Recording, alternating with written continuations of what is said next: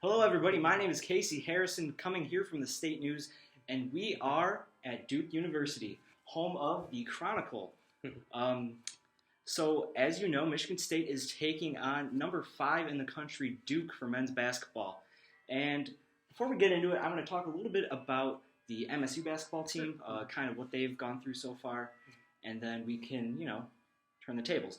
So, one of the biggest things that Michigan State has really kind of gone through this year in terms of big changes is the freshman class. Tom Izzo at the beginning of the year probably brought in his best recruiting class up to this point in his time at Michigan State, and he's really kind of following in the footsteps of guys like Coach K here and John Calipari, and he's getting into the kind of the routine of more one and done type guys. Right.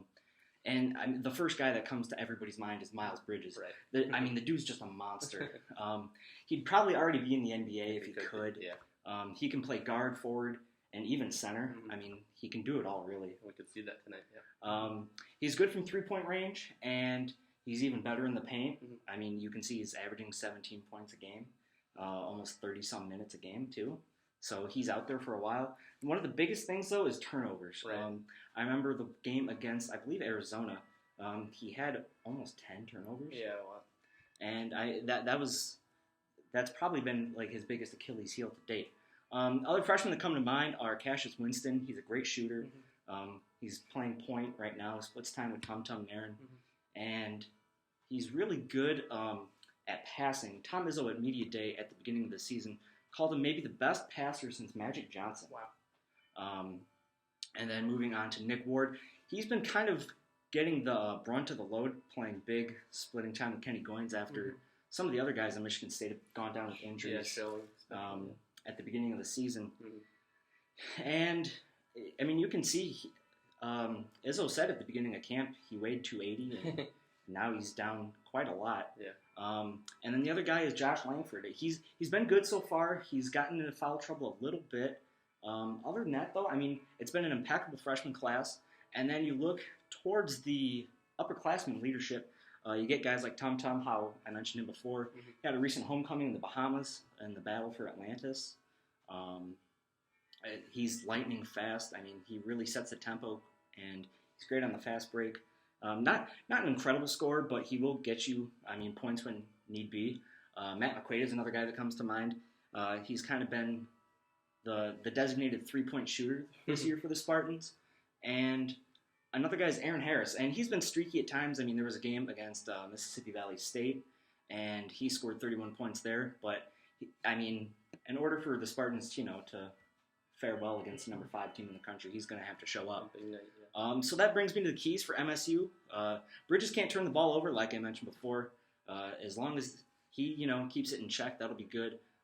They can't get tired. You saw against Baylor in the battle for Atlantis, and even against Wichita State, they really kind of tired themselves out. And Tom Izzo talked about that in one of his post-game press conferences, that it's kind of his fault.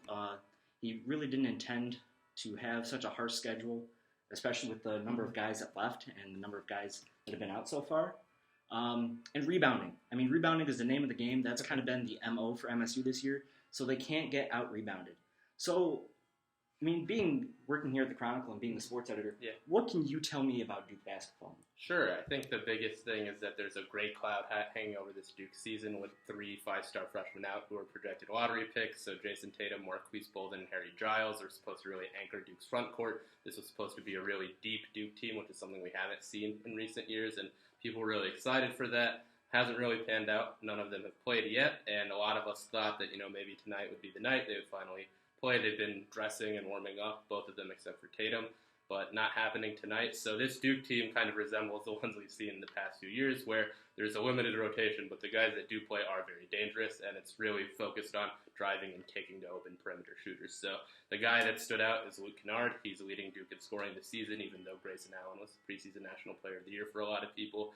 He's taken a big step, and Frank Jackson and Grayson Allen give Duke just 3 dynamic guards. So as of now, Duke's still number 1 in offensive efficiency in the country, even though they're playing without 3 of the most talented players in the country. So I think this is a really interesting matchup because Duke plays primarily small ball, Like you said, Michigan State has that strength inside with Bridges and Ward potentially, so I think there will be a lot of cross matches tonight. Yeah, I was looking at the team stats, and Duke has 3 guys that are scoring over 16 points a game. So, I mean, you take Miles Bridges and you take 3 of them right now. So, I mean, just potent offense right there. You talked a little bit about the injuries. How big of an impact has that been on you guys so far? Well, I think the biggest thing is that no one can project what this Duke team will look like down the road. So I don't think right now we have any better sense of whether this team can win a national championship, hypothetically, if all those 3 guys come back. Because you mentioned the 3 averaging at least 16 points per game. It's going to be tough for guys like Kennard and Jackson to get as many shots when 3 5-star players come into the fold. So I think the biggest thing is just like no one knows what this team will look like down the road. As far as the season right now, because they haven't been playing, the 6 players that play primarily do seem to play well off one another. One guy I haven't even gotten to yet is Emil Jefferson down low, graduate student, been a headache for teams like Michigan State in the past because he is very physical and can rebound, so the Spartans will really have to find a way to get him stopped tonight down low. Okay, well, I mean, we talked about what Duke does well. What are some of the things that they're kind of lacking at, and what could be really an Achilles heel and, prime Michigan State for an upset? Yeah, so I mean, what Kansas did was just punish Duke down low. So Kansas had 18 second chance points to Duke's 2. So that's really the key for Michigan State tonight is exploit these mismatches. So if a guy like Bridges has a smaller defender, he's really going to need to take them down low and get Duke in foul trouble, because I think then the Spartans can slow the pace down. And you mentioned like fatigue. They've been Hawaii, Bahamas, New York, like slow the pace down, get the crowd a little quieter, and it's a late game. So I think that is the recipe for success. If they get into an up-and-down game where these guys like Kennard, Allen, and Jackson are getting like lots of drives to the hoop, lots of open threes, I think Michigan State could be in trouble because they don't really have the horses to match that perimeter play. Do you have any prediction for the game? So I've been thinking about it. I think that it'll be a close game. I expect Michigan State, which already has 3 early season losses, to really come out on fire and make this a really interesting contest. But I think Duke pulls away and wins by like 10, so I'd say like 75-65 Blue Devils. What about you? Having watched this team over Thanksgiving break, in the battle for Atlantis, I really expected them to have a more close game against Baylor, but they ended up getting blown out in that game. I mean, they almost looked like The Walking Dead there in the second half. Really, I think Duke wins this one maybe by 10. It could be a little bit more. It depends on if Aaron Harris and Matt McQuaid can make their field goals. Yeah. And really, if they limit the turnovers. That was probably the biggest thing, and just keeping fresh in the second half. So like I said, I've got Duke to win this one, and that'll do it for this video.